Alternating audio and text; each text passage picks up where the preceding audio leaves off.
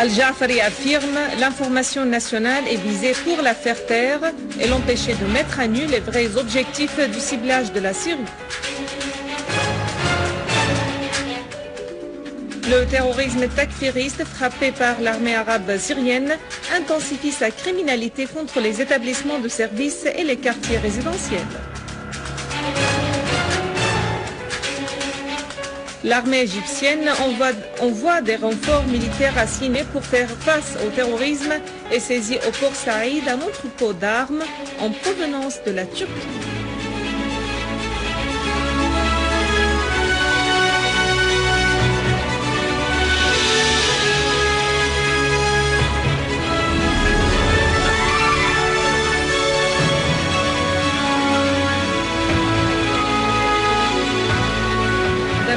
Bonjour.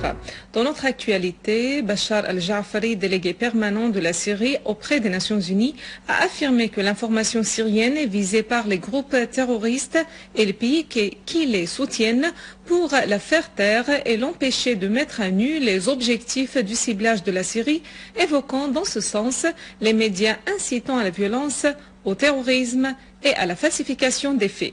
Dans une intervention lors d'une séance tenue par le Conseil de sécurité pour débattre de la situation des civils et des journalistes dans les conflits armés, Al-Ja'fari a estimé qu'on avait perdu le politologue Mohamed Dirar Jammo qui a été assassiné par un groupe terroriste armé qui reçoit les armes et les fonds par les mêmes partis, pays et gouvernements qui appuient les groupes terroristes en Syrie.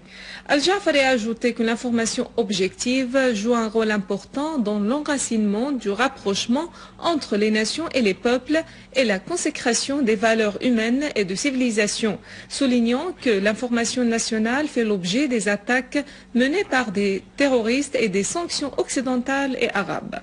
Al-Ja'fari a indiqué que le gouvernement syrien s'attachait, en se basant sur son attachement au dévoilement des faits, à collaborer avec l'ex-émissaire spécial des Nations Unies, Kofi Annan, et à mettre en œuvre son plan à 6 points, en particulier l'article 5, relatif à l'entrée et à l'action des journalistes. Al-Ja'fari a fait noter que le gouvernement syrien avait porté un grand intérêt à la sécurité des journalistes et leur avait demandé de ne pas se rendre illégalement en Syrie, disant que certains journalistes continuent à s'infiltrer illégalement au territoire syrien via les frontières avec les pays voisins, ce qui les expose au danger. Le porte-parole du ministère iranien des Affaires étrangères Abbas Araqchi a fustigé les allégations sur l'envoi d'armes par l'Iran en Syrie. Ces allégations sont infondées et sont provoquées par ceux qui entraînent et fournissent des armes aux terroristes et à ceux qui sont hors la loi, au détriment du peuple et du gouvernement en Syrie, a ajouté Araqchi. Il a souligné que ces partis étrangères entravent en soutenant la guerre et la violence les efforts de la communauté internationale déployée pour trouver une solution politique à la crise en Syrie. Concernant des propos véhiculés récemment selon lesquels l'Iran envoie des armes en Syrie via l'espace aérien irakien, Araqchi a clarifié que le gouvernement irakien avait inspecté d'une façon non publique certains avions iraniens en direction de la Syrie. Le gouvernement irakien a annoncé officiellement que ces avions ne transportent aucun équipement militaire mais des aides médicales et des denrées, a souligné Araqchi. Toujours en Iran, le commandant en chef des forces terrestres de l'armée iranienne, le général Ahmad Rida Bordestan, a annoncé que de nouveaux appareils de simulation et des navires innovés de transport des troupes ont été mis au point. Il a aussi fait état du développement des missiles de type Nazirat du côté de précision et de portée. Le général Bordestan a annoncé l'accomplissement des préparatifs pour l'organisation des manœuvres des forces blindées et des canons au sud-est du pays. Dans le même contexte, le président de l'Organisation de la défense civile, le général Ghulam Rida Jalili, a fait savoir que l'organisation fera pendant les mois à venir des manœuvres pour faire face à la pollution nucléaire et aux dangers dans ce domaine, et ceci pour lever le niveau de la disposition de la défense civile.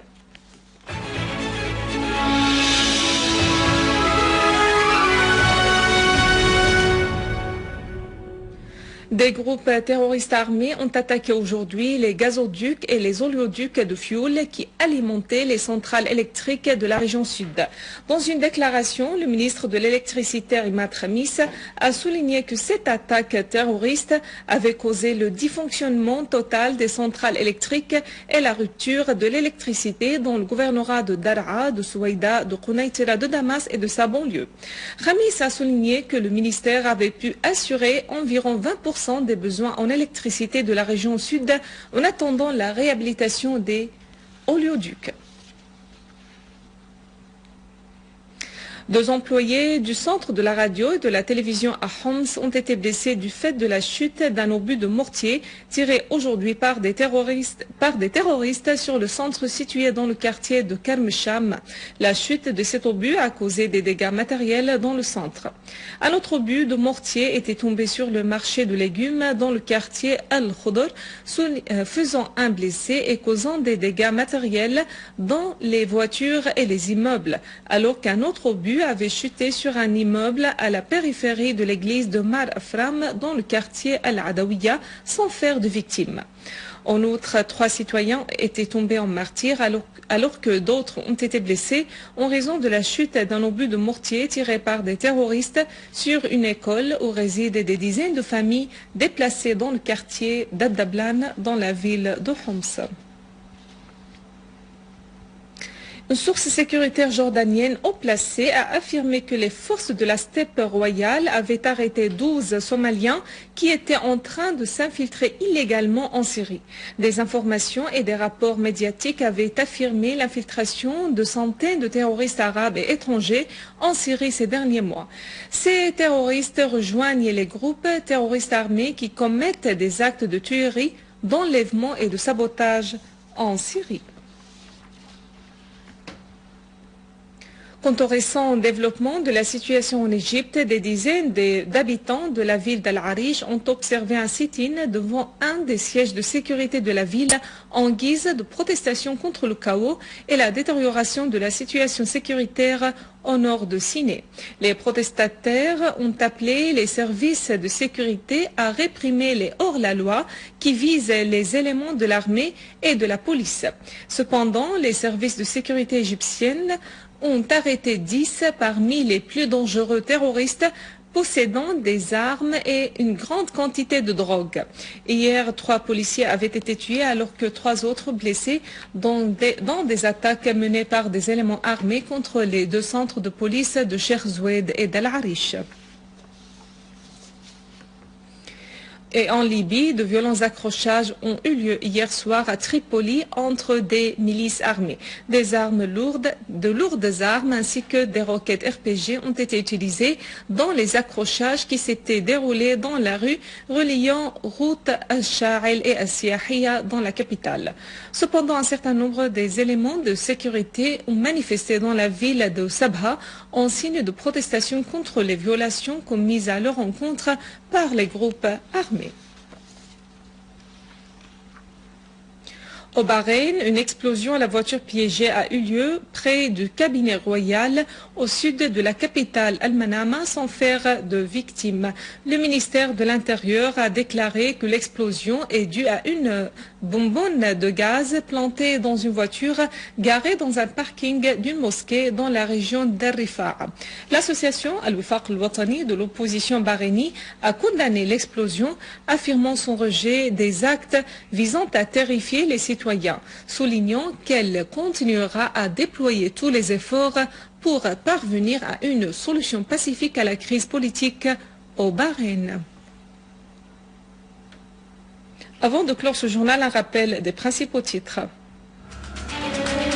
Al-Ja'fari affirme l'information nationale est visée pour la faire taire et l'empêcher de mettre à nu les vrais objectifs du ciblage de la Syrie.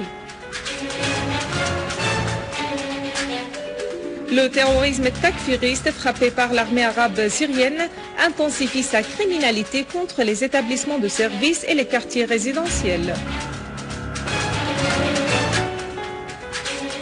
L'armée égyptienne envoie des renforts militaires à Siné pour faire face au terrorisme et saisit au port Saïd un entrepôt d'armes en provenance de la Turquie.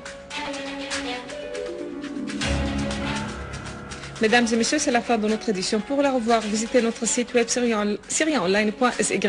Merci à vous, merci à toute l'équipe. Au revoir.